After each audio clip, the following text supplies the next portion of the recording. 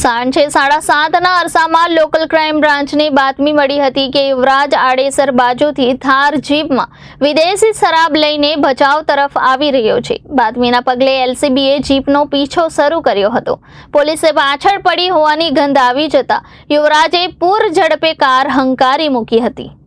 એલસીબીની ટીમે મદદ માટે ભચાઉ પોલીસને જાણ કરી આગળથી રસ્તો બ્લોક કરી તેને આંતરી લેવા સૂચના આપી હતી, જેના પગલે ભચાઉના પીએસઆઈ ડીજે ઝાલા તેમની ટીમ સાથે ચોપડવાના ઓવરબ્રિજ નીચે ગોઠવાઈ ગયા હતા। યુવરાજની થાર જીપને જોઈ પીએસઆઈ ઝાલાએ લાઠી ઊંચી કરી તેને અટકાવવાનો ઇશારો કર્યો હતો। એટલી વારમાં પાછળથી એલસીબીની ટીમે પણ બીજી ગાડીમાં આવી તેને આંતરવાનો પ્રયાસ કર્યો હતો। યુવરાજે પોલીસથી બચવા એલસીબીની ગાડીને ટક્કર મારી રિવર્સમાં લઈ અન્ય એક ગાડીને ટક્કર મારી ખાલી સાઈડથી નાસી છૂટવા પ્રયાસ કર્યો હતો।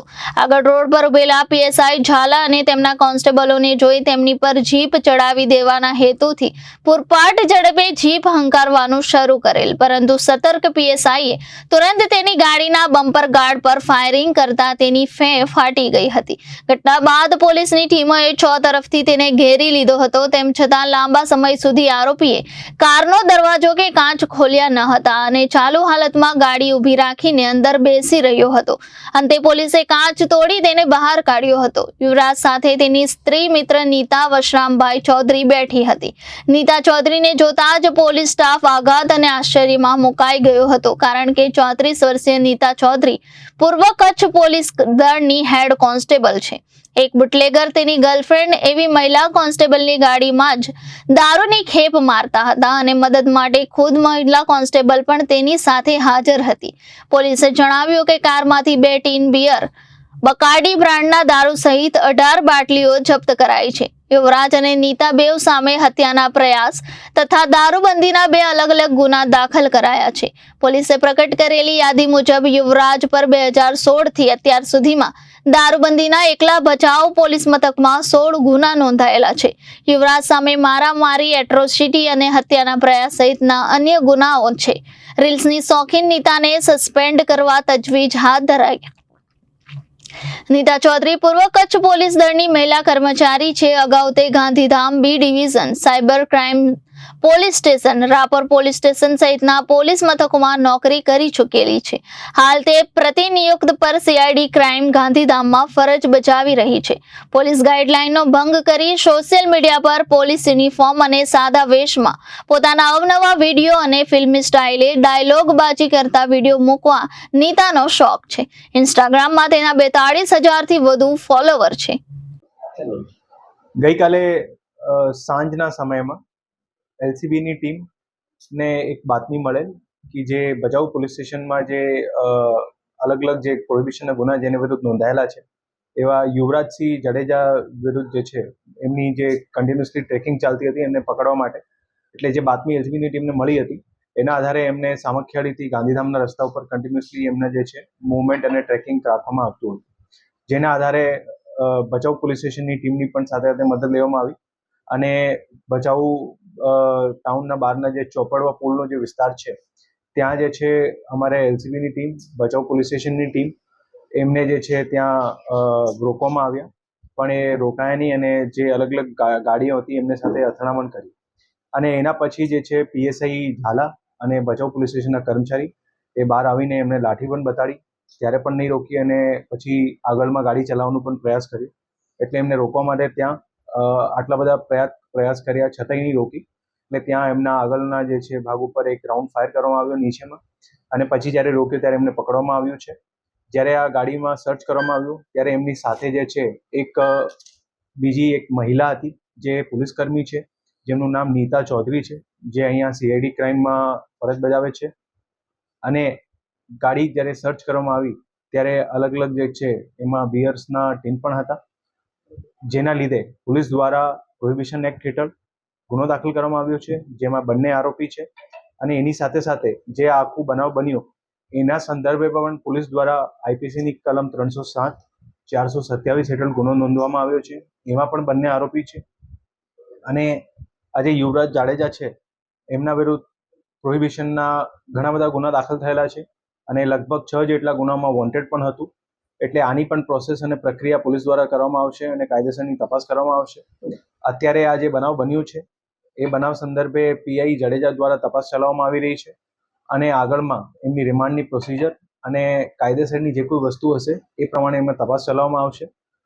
પોલીસ દ્વારા બધા લોકોને અપીલ છે કે આ લોકો વિરુદ્ધ અગર કોઈની કોઈ ફરિયાદ હોય, કોઈ એના ભોગ બનેલા હોય અને કોઈને ધાકધમકી આપેલી હોય તો એ લોકો નિશ્ચિતપણે ફરિયાદ કરે.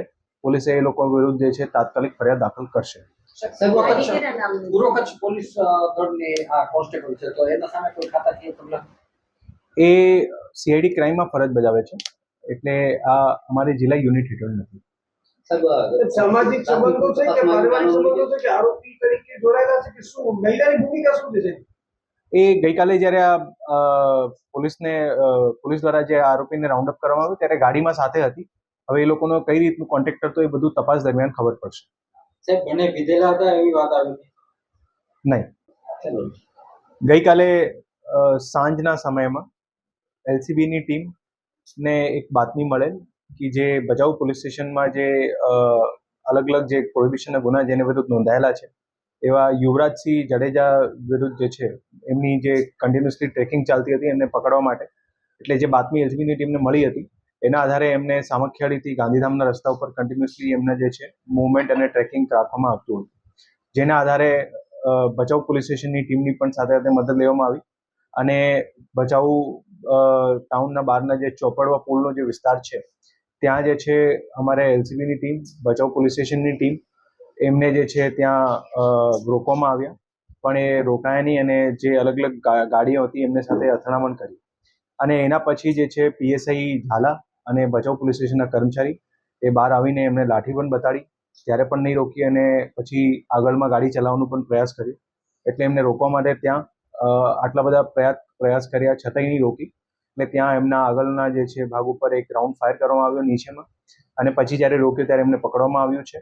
જ્યારે આ ગાડીમાં સર્ચ કરવામાં આવ્યું ત્યારે એમની સાથે જે છે બીજી એક મહિલા હતી જે પોલીસકર્મી છે જેમનું નામ નીતા ચૌધરી છે, જે અહીંયા સીઆઈડી ક્રાઇમમાં ફરજ બજાવે છે. અને ગાડી જ્યારે સર્ચ કરવામાં આવી ત્યારે અલગ અલગ જે છે એમાં બિયર્સના ટીન પણ હતા, જેના લીધે પોલીસ દ્વારા પ્રોહિબિશન એક્ટ હેઠળ ગુનો દાખલ કરવામાં આવ્યો છે જેમાં બંને આરોપી છે.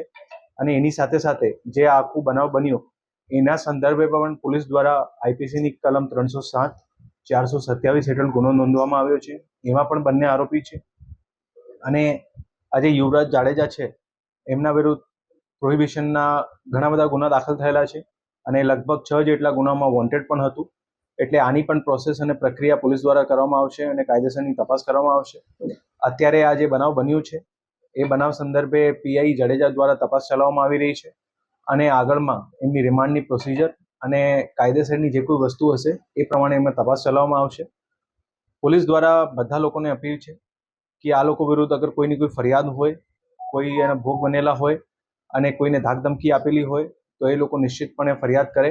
પોલીસે એ લોકો વિરુદ્ધ જે છે તાત્કાલિક ફરિયાદ દાખલ કરશે. પૂર્વ કચ્છ પોલીસ દળને આ કોન્સ્ટેબલ છે તો એના સામે કોઈ ખાતાકીય પગલાં? એ સીઆઈડી ક્રાઇમમાં ફરજ બજાવે છે એટલે આ અમારી જિલ્લા યુનિટ હેઠળ નથી. સામાજિક સંબંધો છે કે પારિવારિક સંબંધો છે કે આરોપી તરીકે જોડાયેલા છે કે શું મહિલાની ભૂમિકા શું છે? એ ગઈકાલે જ્યારે આ પોલીસ દ્વારા જે આરોપીને રાઉન્ડ અપ કરવામાં આવ્યો ત્યારે ગાડીમાં સાથે હતી. હવે એ લોકોનો કઈ રીતનું કોન્ટેક્ટ કરતો એ બધું તપાસ દરમિયાન ખબર પડશે. સાહેબ બંને વિધેલા હતા એવી વાત આવી નહીં,